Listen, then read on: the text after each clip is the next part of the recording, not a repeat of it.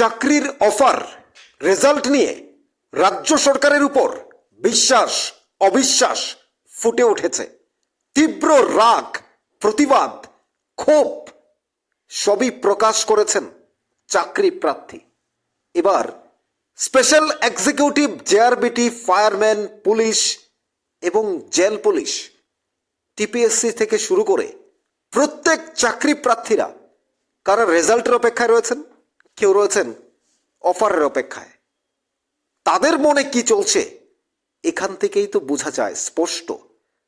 তবে চাকরির অফার নিয়ে কি বলেছেন, কেন সরকারের উপর বিশ্বাস অবিশ্বাস, তীব্র রাগ, প্রতিবাদ সবই ফুটে উঠেছে। একবার শুনুন কি বলছেন চাকরি প্রার্থী, তালা বন্ধ করে কি প্রতিবাদ করছেন সরকারের উপর। তারপরে নিয়ে কিছু কথা বলবো আপনাদের সাথে, শুনতে থাকুন কি বলছেন তিনি। আজকে এই বরেগিমুড়া অঙ্গনওয়াড়ি সেন্টারটি তালা দিয়ে দিয়েছে, কারণ আমাদের এখানে আগে যে ওয়ার্কার ছিল তিনি পেনশন পেয়ে গেছে, তো আপাতত এখানে খালি আছে। তো এর জন্য কয়েকদিন আগে ইন্টারভিউ নিয়েছিল, সম্ভবত অক্টোবর মাসে নিয়েছিল। তো আজ পর্যন্ত কোনো রেজাল্ট দেওয়া হয়নি। তো আমাদের পরিবারের তরফ থেকে, এখানে আমাদের পরিবারের থেকে এই জায়গাটি, তো আমাদের পরিবার থেকেও আমরা ইন্টারভিউ দিয়েছিলাম। তো আজ পর্যন্ত কোনো রেজাল্ট দিনে, সম্ভবত আমরা শুনেছিলাম যে অন্যত্র লোককে দেওয়ার জন্য তারা চলছে। তো আমরা জমির মালিক হিসাবে বলছি যে আমরা আমাদের পরিবারের লোক যেন পাওয়া যায়। তো আমরা এটাই ডিমান্ড আছে যে এই পরিবারের লোকের সদস্যকে দেওয়ার জন্য আবেদন। আমরা যে ইন্টারভিউ দিয়েছে ওনার নাম কি? ওনার নাম মৃষ্টু দেববর্মা। মিস্টার দেবরা কত অব্দি পড়ছে? BA complete. BA complete. এই জায়গাটার নাম বরাগিমুড়া পাড়া, কোন ব্লক? কাঁচামারা ব্লক অন্তর্গত। আপনারা কি কেউ সাথে দেখা করছে? দেখা হচ্ছে না। অ্যাপ্লিকেশন দিছে, আমরা তো 5টা জায়গায় অ্যাপ্লিকেশন দিছে। 5টা অ্যাপ্লিকেশন দিয়েছি আমরা জমি মালিক হিসাবে, যাতে আমাদের পরিবার দেওয়া হয়। তার জন্য তো আমরা বিডিওর কাছে আবেদন করেছি, সিডিপির কাছে করেছি, এসডিএম এর কাছে করেছি, মিনিস্টার অফ সোশ্যাল ওয়েলফেয়ার কাছে করেছি। তো এমএলএ হিসাবে আমাদের এমএলএ আছে, এমএলএ সাথেও আমরা এভাবে অবগত করিয়েছিলাম। আমরা এমএলএ কি আশা দিয়েছি?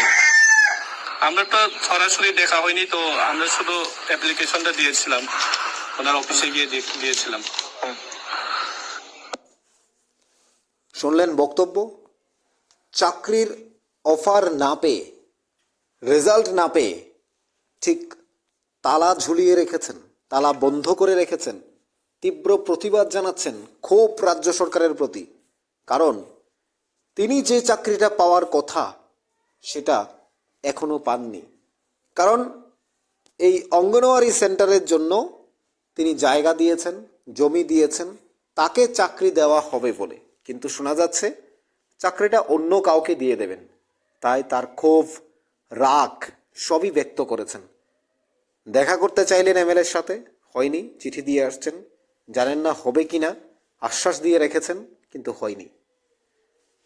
এবার আমি বলতে চাইছি, যারা special executive, JRBT, group D, jail police, Tripura police, fireman, TPSC, অন্য যে সমস্ত চাকরি প্রার্থী রয়েছেন, যারা রেজাল্টের অপেক্ষায়, কেউ বা অফারের অপেক্ষায়, তাদের মনে কি চলছে, তারা কতটা হতাশাগ্রস্ত রয়েছে, তারা কতটা চিন্তিত রয়েছে। জেআরবিটি রেজাল্ট দিয়েছে অনেক দিন আগে, প্রধানমন্ত্রীর মাধ্যমে অফার দেওয়া হবে, মাননীয় প্রধানমন্ত্রী নরেন্দ্র মোদী ভিডিও কনফারেন্সিংয়ে অনুষ্ঠান করে অফার দেবেন, সেরকম শোনা গেল।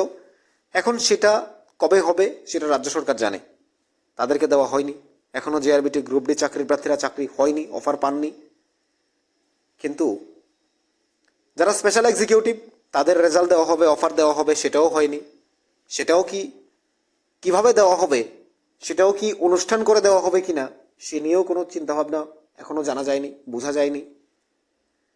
টেট চাকরি প্রার্থী থেকে শুরু করে, অর্থাৎ বিএড কমপ্লিটেড যারা টেট কোয়ালিফাইড, তারা থেকে শুরু করে টিপিএসসির যারা রয়েছেন, এবং অন্যান্য যারা জেল পুলিশ থেকে ফায়ারম্যান এবং ত্রিপুরা পুলিশের ভাইভা কমপ্লিট হয়েছে, তাদের রেজাল্ট রেডি করছে। অন্য জায়গায় স্পেশাল এক্সিকিউটিভ যারা দীর্ঘদিন ধরে অপেক্ষা করছে তাদের বেতন বাড়িয়েছে, কিন্তু রেজাল্ট কোথায়, অফার কোথায়? তারা যেমন চিন্তিত, হতাশা, প্রতিটা দিন কাটছে, এবার যিনি অঙ্গনওয়াড়িতে চাকরি করার কথা, যে মানুষটি অঙ্গনওয়াড়িতে চাকরি করবেন বলে ভাবছিলেন, তার কি পরিস্থিতি?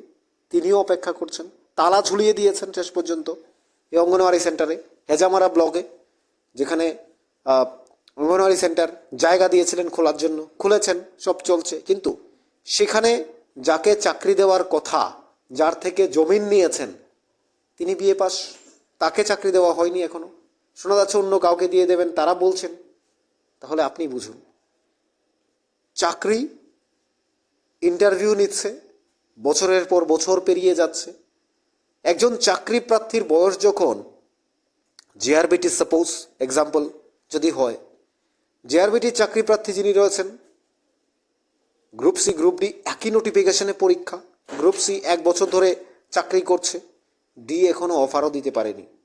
এই হতাশা, এই ডিপ্রেশন, চিন্তা তাদেরকে ধীরে ধীরে গ্রাস করছে আরও বেশি। অন্যদিকে স্পেশাল এক্সিকিউটিভ আজ হবে, কাল হবে, হচ্ছে তো হচ্ছে, যাচ্ছে তো যাচ্ছে দিন। যদিও মাননীয় মুখ্যমন্ত্রী প্রফেসর ডক্টর মানিক সাহা তিনি বলেছেন বেশ কয়েকটা অনুষ্ঠানে, আমরা খুব শীঘ্রই দিয়ে দেব, বিধানসভায়ও বলা হয়েছে খুব শীঘ্রই আমরা দিয়ে দেব, কিন্তু শীঘ্রইটা কবে আসছে, সেই স্বপ্নের দিন কবে দেখা দেবে, সে অপেক্ষায় রয়েছে ছেলেমেয়েরা, বেকার শিক্ষিত যোগ্যতা সম্পন্ন চাকরি প্রার্থীরা, যারা দিনের পর রাত পরিশ্রম করে, অক্লান্ত পরিশ্রম করে আছে, নিজেদের যোগ্যতা দেখিয়ে, তারা নিজেদের মেধাকে কাজে লাগিয়ে সরকারি চাকরি পেয়েছে, কিন্তু ঠিক অফার নেই, কারোর রেজাল্ট নেই। সত্যি দুঃখজনক। এই যে বিষয়গুলো যখন ভাবে, তখন তার সামনে আসে এই যে একটা চাকরি অঙ্গনওয়াড়িতে, বিএ পাস করে অঙ্গনওয়াড়ি সেন্টারে চাকরি করছে। হ্যাঁ, চাকরি ছোট বড় সবটাই চাকরি, কিন্তু আমার প্রশ্ন হলো, যিনি চাকরি পাওয়ার কথা তারা শুনছেন তারা চাকরি পাবেন না, অন্য কাউকে দিয়ে দেওয়া হবে।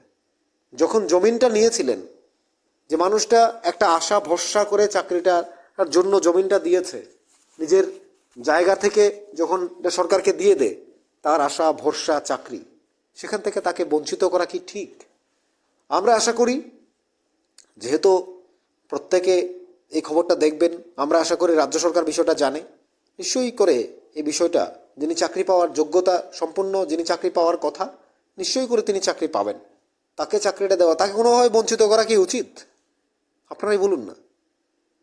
আর আমরা চাই, যে মানুষটি জায়গা দিয়েছে, আশা ভরসা স্বপ্ন দেখিয়ে আমার ছেলে বা মেয়ে চাকরি পাবে, তাকে চাকরিটা দেওয়া উচিত, কোনোভাবে তাকে বঞ্চিত করা উচিত নয়। কারণ সেই মানুষটি যদি জায়গাটা বিক্রি করতো, তাহলে কত টাকা পেত? সেই মানুষটা যদি এই জায়গাটাতে অন্য কোনো কাজে লাগাতো, তাহলে কি ওর অনেক লাভ হতো। এই জায়গাটা সরকারকে দিয়ে যদি তিনি চাকরি না পান, তাহলে কি লাভটা হলো ওনার?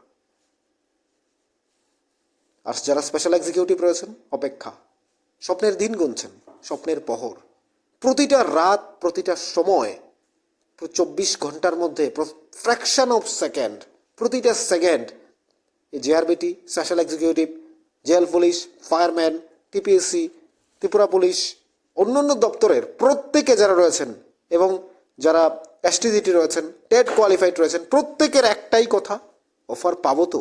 অফার কবে দেবে? কবে জয়েন করব? কবে সেই রেজাল্টটা দেবে? কবে আমার নামটা মেরিট লিস্টে আসবে? কবে আমি অফিসে গিয়ে কাজ করব? এই কথাগুলো সত্যি তারা ভাবেন প্রতি মুহূর্তে মুহূর্তে, কিন্তু দিন বয়ে যায়, রাত বয়ে যায়, সময় বয়ে যায়, অফারও হয় না, আর রেজাল্টও হয় না। কিভাবে বাড়ছে, কিভাবে কাটবে এই দিনগুলো? আমরা রাজ্য সরকারের কাছে এটাই জানাই, অনুরোধ জানাচ্ছি এখান থেকে, যেন যারা চাকরি প্রার্থী তাদেরকে অফার দিয়ে দেওয়া হোক, রেজাল্ট দিয়ে দেওয়া হোক, এবং যিনি অঙ্গনওয়াড়ি সেন্টারের আজ তালা ঝুলিয়েছেন, এক জনজাতি পরিবার, তাদেরকে যেন চাকরিটা দিয়ে দেওয়া হয়, সেটাই চাই। আপনাদের কি মনে হয় জানাবেন কমেন্টস বক্সে। থাকুন নিউজ ত্রিপুরা 1 চ্যানেলের সাথে, চ্যানেলটিকে সাবস্ক্রাইব করুন।